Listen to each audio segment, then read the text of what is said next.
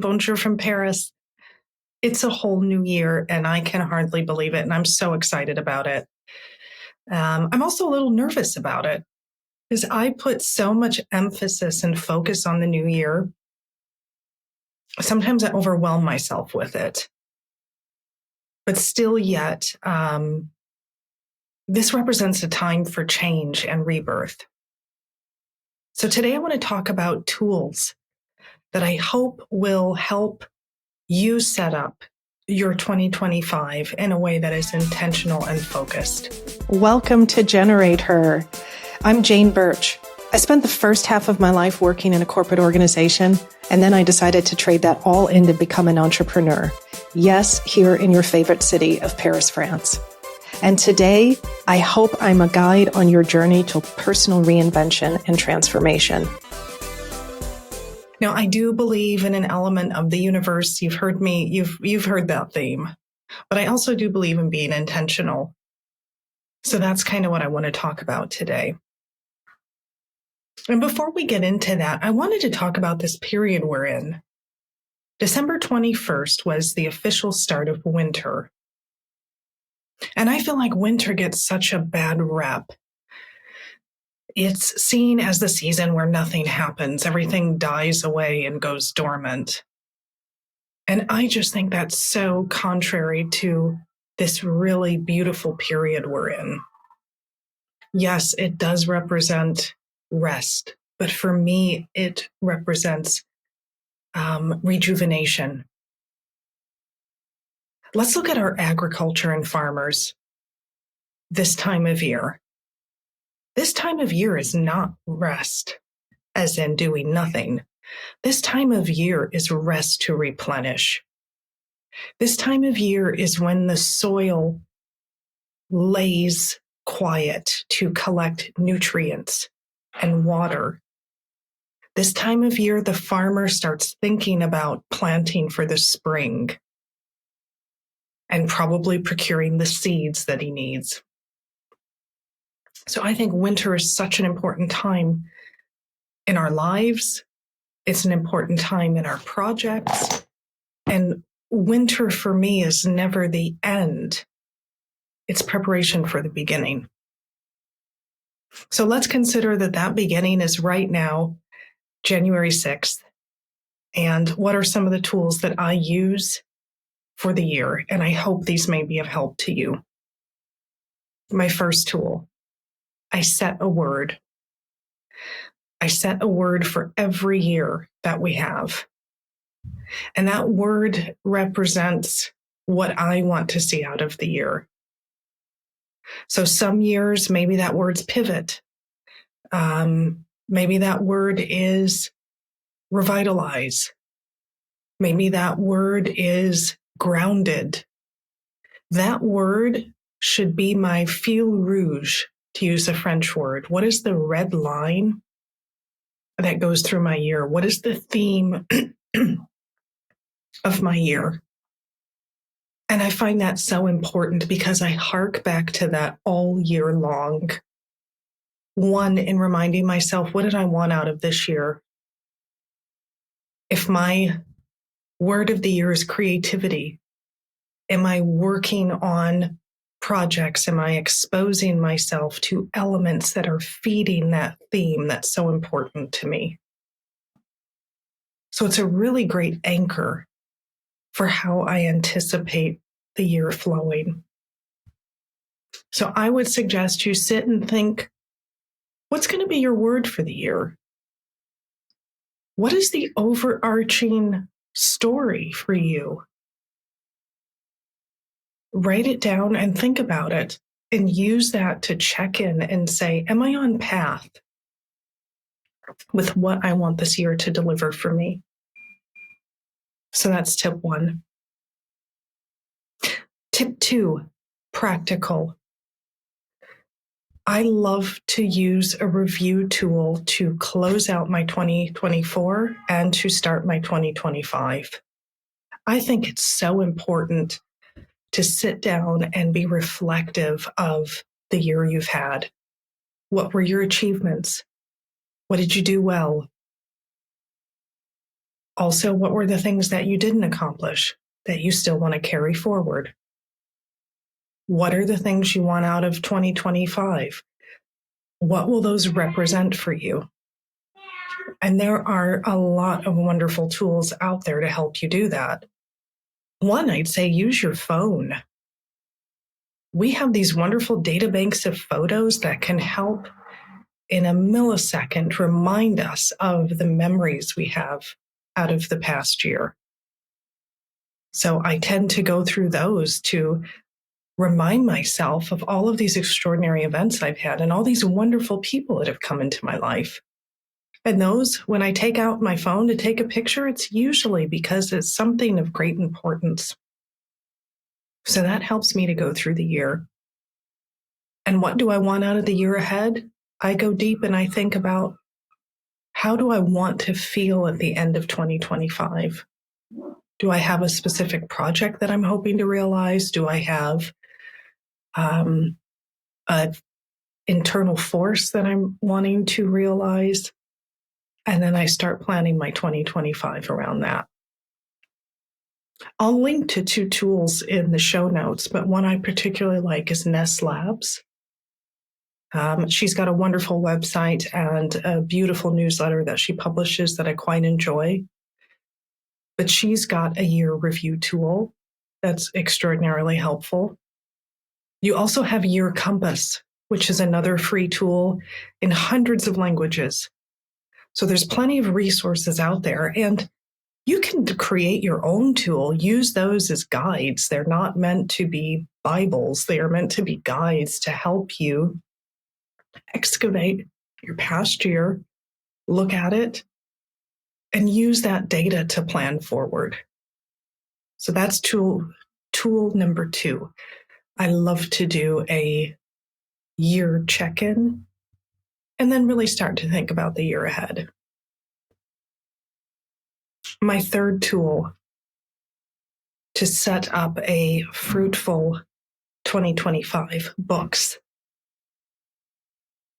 I love reading, and I think there's so many books out there that can be really great guides in helping you approach the year ahead.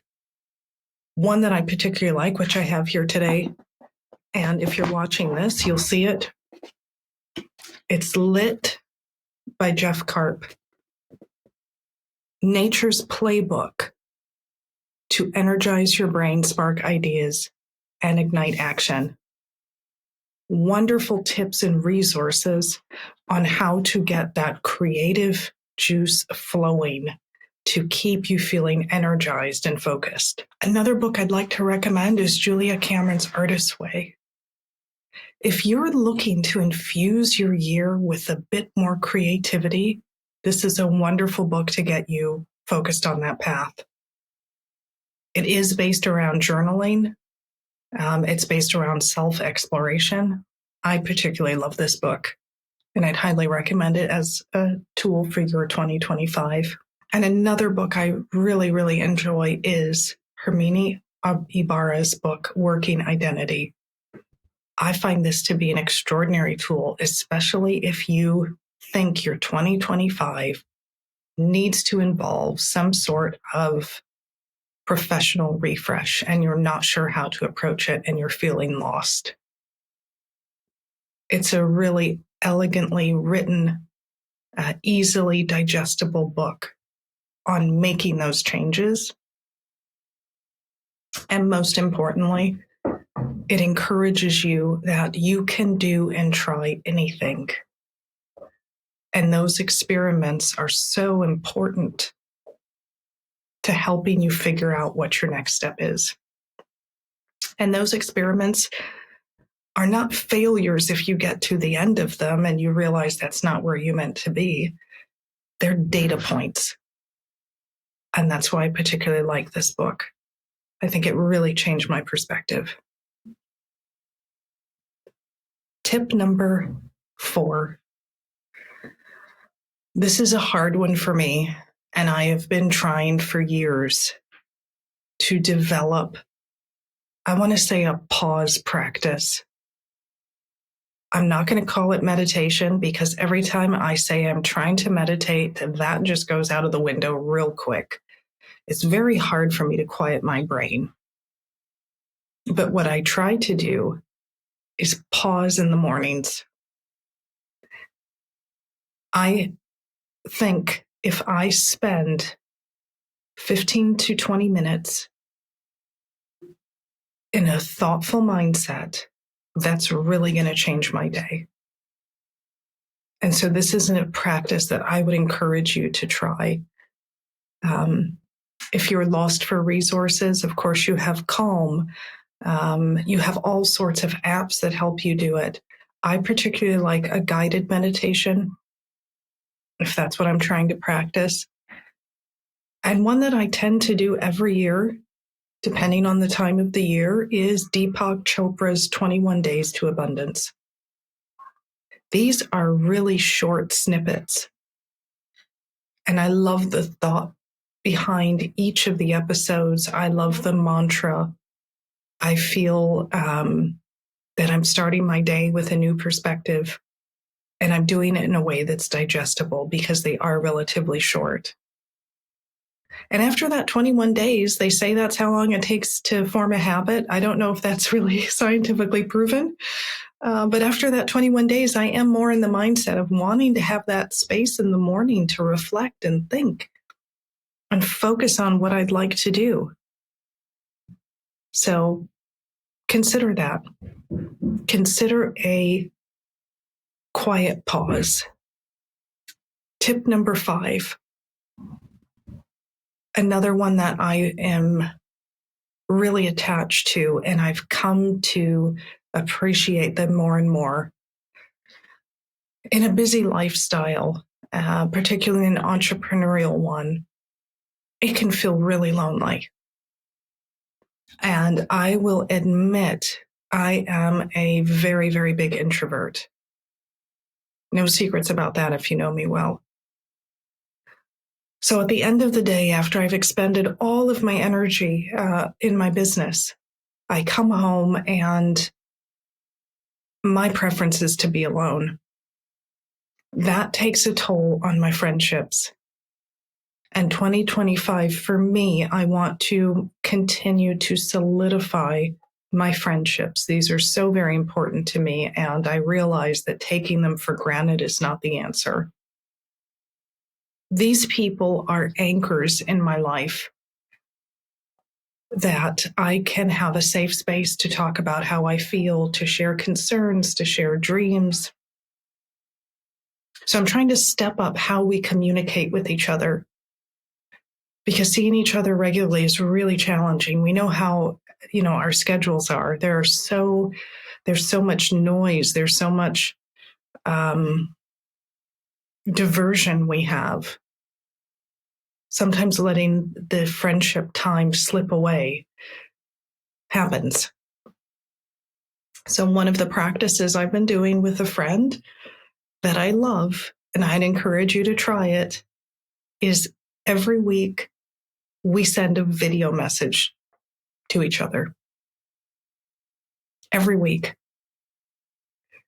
I'm not going to credit either of us for this. I think my girlfriend actually found this on Instagram. So the benefits of Instagram, you do learn things. You learn lots of things, actually. It's just what you do with that. So this one we thought was a really cool practice where we must send a video message. Every Wednesday is the day that we send them.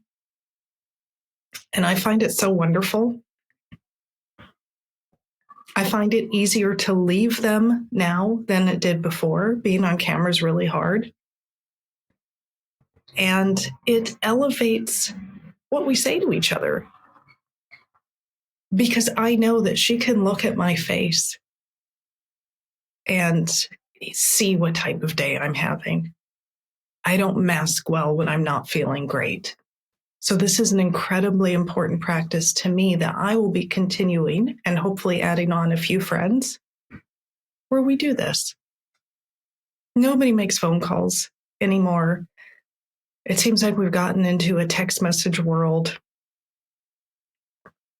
We graduated from text messages to voice messages, and those I love to do because I think you can really hear how people are feeling in their voice. But this video message is on another level. And no matter how we look, even if we haven't left the house for the day, we must give a check-in and an update in a video message. So I would encourage you to add that to your 2025 for people that you love and care about. It's really a wonderful way to keep in touch. And tool 6. This one sounds, I feel like this one sounds a bit light, but it's really, really heavy, I think, if you're doing it properly. Make sure that you are consciously seeking diversity and curiosity in your life in all manners. I mean, with the people you engage with the people you work with your network of friends. If you want your 2025 to flourish, I think the best way to do that is to surround yourself with tons of data and input. And if you keep getting that data and input from the same sources that think like you, that look like you, you're missing out. So if you are in a professional setting and you're hiring somebody new onto your team, seek out that person who's very different. What do they have to bring that is going to be a complete asset over the people that you're already working with? If you are looking for new friends, find people who have got different backgrounds, different interests, different exposure than you. Consciously seek out diversity, and that will make your 2025 much richer. And I think about this all the time. I think about it in terms of experiences, where I spend my time. Am I doing the same old, same old? Am I trying to find a new way to enrich my day? I think about this with the people in my life. I definitely think about this when I'm hiring people. I think there's so much value in that. And let me talk about curiosity, because to me, they go hand in hand. You're going to waste the beauty of these diverse experiences and people if you're not curious about them. If you don't want to pick them up and discover them and get to know them intimately. So consider, how are you curious when these things come into your life? Are you forcing yourself to be curious? Are you approaching every day with childlike curiosity? That will change your year. And I'll tell you, you don't have to move cross country to do that. There are plenty of tools to help you refocus your mind, to be curious in your own home, to look at your home in a different light, to look at your apartment in a different light, to look at your studio apartment in a different light, to look at the streets you walk down, to look at this pencil in your hand, what it feels like, what the textures are, what the colors are. There's so many tools out there that we can use to help us engage a curiosity practice. And I hope you do that for 2025. I think that is primordial. So friends, those are my 6 thoughts to really having a flourishing 2025, to set yourself up for a beautiful, beautiful broad perspective, and to really get ready to invite this wonderful year we have. And it's never too late. We're having this discussion on January 6th, and it's still going to be relevant on February 9th, and it's still going to be relevant on June 15th. So there's no wrong or right time to start. But starting today is best.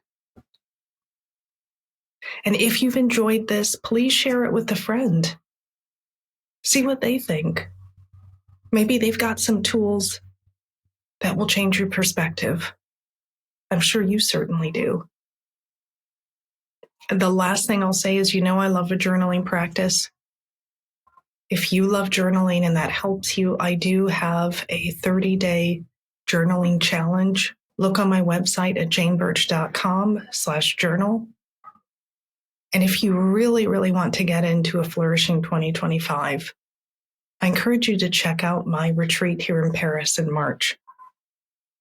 We're going to be spending 3 days focused on you and what you want out of this year. And March is still technically winter. So we're going to be doing some important winter work so you're ready for the spring. Okay, my friends, wishing you a bonne année 2025. Wishing you a wonderful new year 2025. I'm so happy to spend it with you. See you next time.